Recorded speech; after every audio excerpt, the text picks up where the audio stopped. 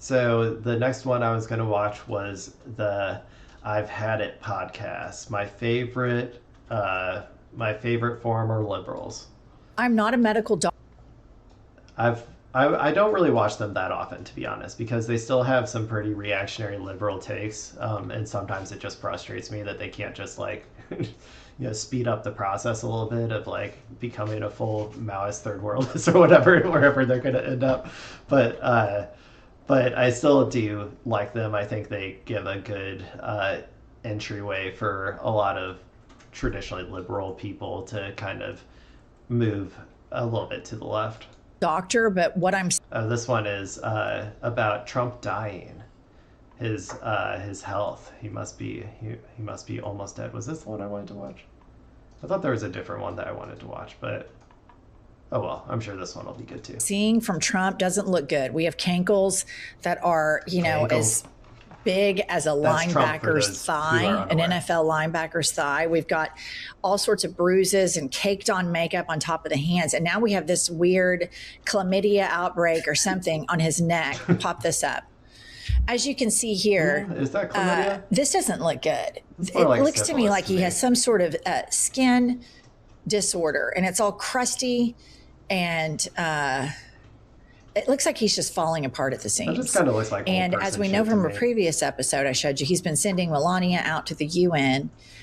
He's not doing as many public press We're gonna speed conferences. this one up because This this dementia one's duck is not in a good little more just health. fun. And he's too easy to manipulate. I mean, he was able to have a psycho killer, Benjamin Netanyahu, come over here on February 11th and dog walk him right into a war with Iran, which no other American president was stupid or weak enough to do. But the chum is in the water with Donald Trump. I'm pretty sure Biden would have done it too, and also I'm pretty sure Kamala would have done it too. I've talked about this before, but like this was more about Israel. Like Israel, this is their last chance. They see this as their last hurrah, and so if they couldn't get it now, like they would have convinced any president who was in charge right now to, I think, join them in Iran. But like I said, the aesthetics would have been different, and I think a lot of libs would have been very much on board with it. A lot more so if it was Kamala, but. Vladimir Putin's able to dog walk him. Benjamin Netanyahu especially is able to dog walk him. And I happen to think, Pumps, that Benjamin Netanyahu must have some good information on Donald Trump from those Epstein files. Now, before, Probably. when we would hear about Pizzagate and Everybody's all got this, it. I thought, God, this is a crazy conspiracy theory. But as the Epstein files have come out, the conspiracies were true. I mean, the only thing was they had the Comet Pizza and all that pizza stuff was bullshit. Yeah, I mean, the Pizzagate, it's just like this is where the 4chan shit, it just distracted from the real class dynamics of Epstein. Like people on the left have been saying for years that billionaires like get away with everything, and that there's like the billionaire capitalists at the top, like they control everything, and they send us into wars like at the behest of, like, and they do evil shit, like all that sort of stuff has been something that leftists have been saying forever. Pizzagate just came and took all that and then destroyed the class dynamic of it and just said, no, it's this cabal of, they probably think it's Jews, like of people drinking the blood of children or whatever, like just because they think it's fun or something. Like it really did, I think, destroy the mainstream credibility of like the Epstein stuff for a long time, 4chan and all that stuff. So Bullshit. But the elite cabal of pedophiles luckily people are back on board now that they can, see it with their own eyes, though. was 100% true. This president's in them over 1 million times. Credible deduction that Jeffrey Epstein was a Mossad agent and or working on behalf of Israel, and had a lot of compromising information on Donald Trump. I think former when liberals, sorry. I don't think about they probably still identify as liberals, so it's probably fine. they've released 3 million files in this investigation so far. DOJ has. It's reported they have 3 million files that they're not going to release. And I think about what Trump has said and done in public. Grab him by the pussy, that became public. We had the whole trial with Stormy Daniels that came out about the Playboy Bunny, both of which while his wife was pregnant with played last week on an episode, him talking about his age of consent was about 12. That's so given gross. his public persona and how he behaves, I can only... I don't like this conflation, though. This is, I mean, you know, they still...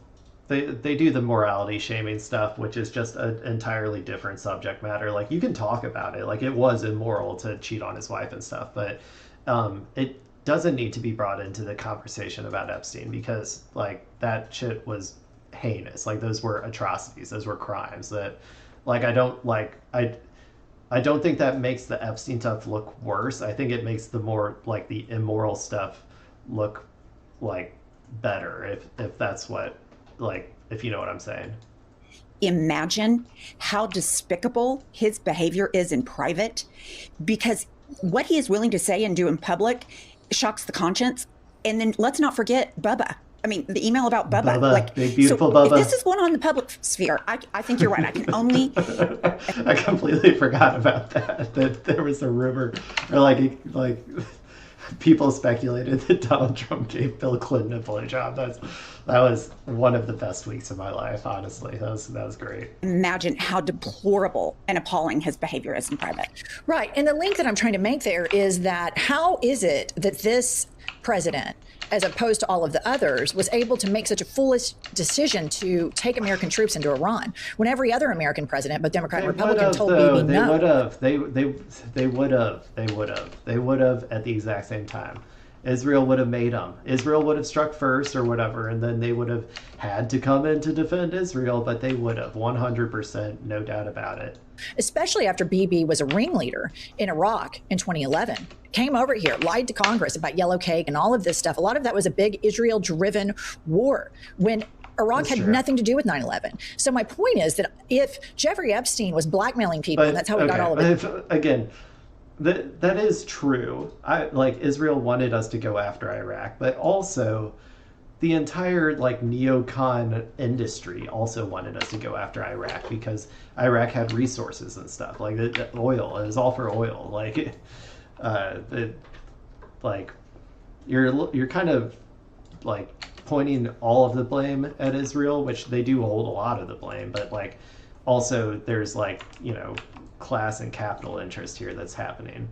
His money, and he worked for all of these nefarious characters. It's not that big of a jump to assume that Benjamin Netanyahu has the goods, that the Israeli government has the goods. We know that Ehud Barak was really close with Jeffrey Epstein. It's safe to assume that that's information, compromising information, would stay with Mossad and then be carried upon, you know, for each subsequent prime minister.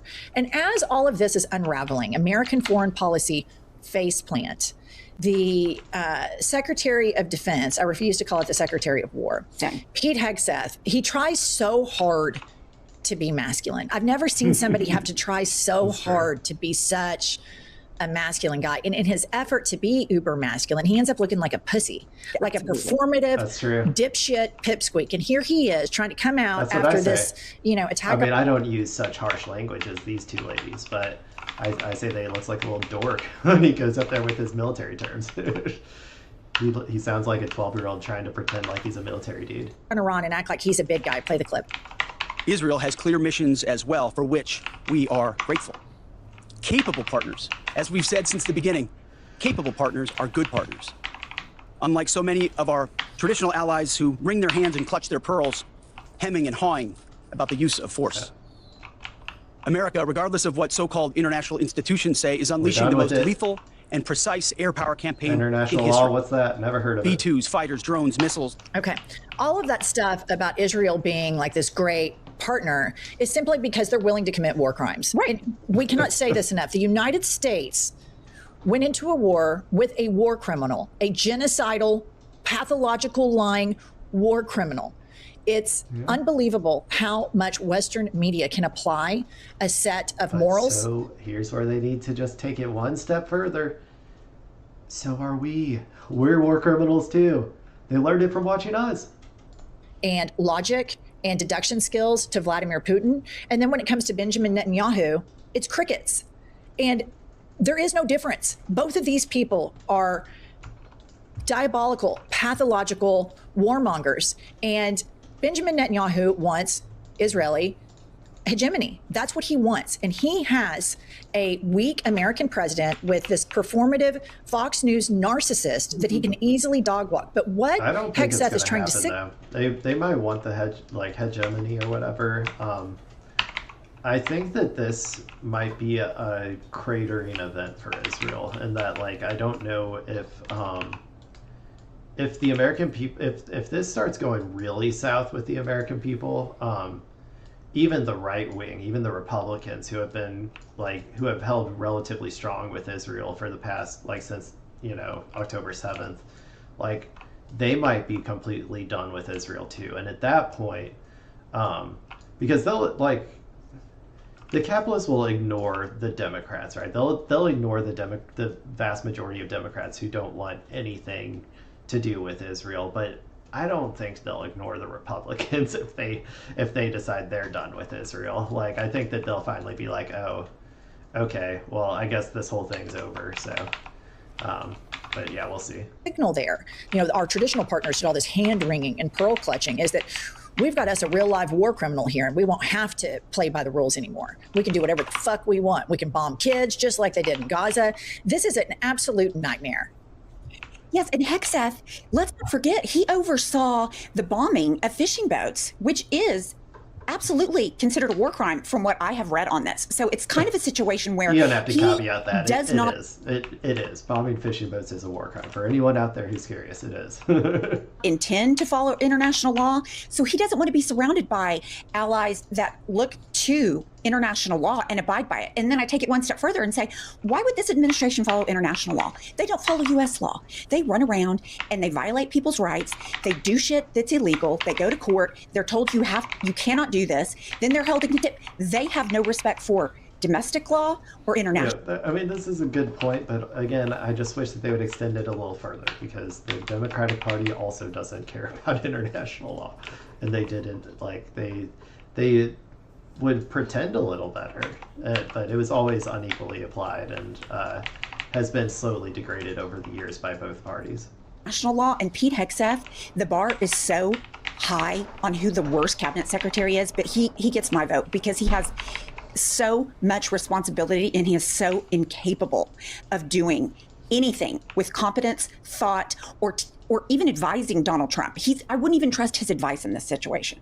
Well, make no mistake about it. He's not running the Department of Defense. Stephen Miller is, just like he's running the DOJ. Right. And so these people are just figureheads, but they're a real diabolical player. Not really, though. If anything, Marco Rubio is. And I don't know. I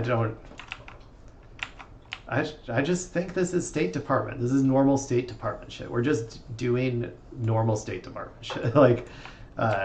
Yes, we're going after a bigger enemy than we normally do, than Venezuela or than Cuba or than Iran or than Iraq or than Syria or than Libya, or we're going after a bigger enemy, but it's just an escalation of the same pattern that they've been doing for 30 years. I think it's easier to say that Benjamin Netanyahu runs more of the Department of Defense of the United States of America than Pete Hegseth does.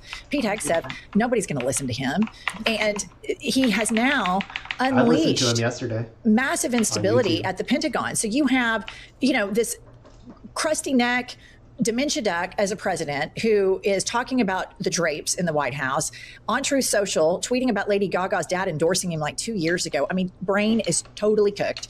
And then you have the Joint Chiefs of the Pentagon who said, do not listen to Bibi. Do not invade Iran. It will be a shit show. It will have regional implications. It will deplete our munitions, blah, blah. Benjamin Netanyahu said, don't listen to them. Listen to me. Yeah. And of course, I don't think anybody listens to Pete Hegseth. Maybe that would have scared off another administration, but I'm not so sure. Just as much as we disrespect him, right? I think that was just face saving by Raising Cane, my favorite general, because it's also my favorite fast food place. Just kidding. It's not my favorite. It's my wife's sister's favorite. I think he's that disrespect. Nobody sits down at the cabinet room and thinks, oh, this guy's so smart. And so the Pentagon is completely unraveling now. Pop up this post. The Washington Post, the paper formerly known as the Washington Post, is reporting the mood inside the Pentagon is intense and paranoid. Pentagon leaders worry the U.S. will expend its air defense stockpiles. Yeah, sister got a shout out. Well, I figured I had to. The general's name is literally Raising Cain. Like, I had to. Yeah, we'll see. We'll see. I don't know what kind of collaboration I could do. I could do the politics of Stardew Valley or something. Let's analyze. I mean, it's pretty anti-capitalist, honestly, but that'd be a pretty easy one, I think. And the conflict will, quote, spiral out of control. This is precisely what Pentagon Joint Chiefs Chair Dan Crane warned of last week. And in the excerpt, they write, the vast number of retaliatory attacks and the array of sites being targeted, including non-military sites in Arab nations across the Middle East, is concerning after so much of the regime's top leadership was killed. This person continued, officials are worried about the command and control of those weapons, the person said. So leadership starts at the top, and when you have Dementia Duck, who clearly is being ruled by they have the Benjamin best. Netanyahu. This is why I watch them, because they have the best nicknames for everybody. They're amazing. Keep going. Benjamin Netanyahu has had a hard-on for Iran for 40 years, and he is trying to roll out this George Bush thing. We will be, greeted as liberators, and of course, there are a lot of Iranians that are incredibly happy that the Ayatollah is out. But what does this leave? Typically, when you remove one hard line like this, there's just an array of fuckery behind it. And the big question for Americans is, do we want to continue this multi-trillion-dollar spend on behalf of Benjamin Netanyahu in a region that contributes to the national deficit? What happens typically when these wars start? It's all funny money. We just borrow it. We're just going to borrow from Europe. We're going to borrow from, we're just going to keep raising the debt. It's all funny money. We're just going to keep borrowing money until it collapses. And then when our currency finally collapses, maybe at that point we'll have to stop doing this shit. We're going to see terror attacks in the United States. We're probably going to see cyber attacks. And this is going to be used, this war, to stop us from voting, which is fine with Benjamin Netanyahu, because he doesn't want elections in Israel either, because he's supposed to be in prison as well as Donald Trump. So you have these two aging autocrats who are expanding the imperialism. And I always forget this lady's name, but Jennifer, she's got me on her side, and she's got the World of Warcraft gameplay on her side. I hope that's okay with them. I think Benjamin Netanyahu has the goods on Donald Trump, who wants to die in the White House, in his ballroom. He's not leaving 1600 Pennsylvania Avenue. And I think the person running the United States military is Benjamin Netanyahu. That would make a rad Gothic story. The president who died in his ballroom, who maybe they boarded up the cask of whatever Amarillo or whatever that Edgar Allan Poe book is, and they just put him, bury him somewhere, and then maybe 30 years down the line someone finds it. That'd be a pretty sick story. Yeah. All right, listener, I value sleep. It's right up there with my family and my dogs. Sleep is something that is an promo code IHIP. Honestly, we're probably good with them.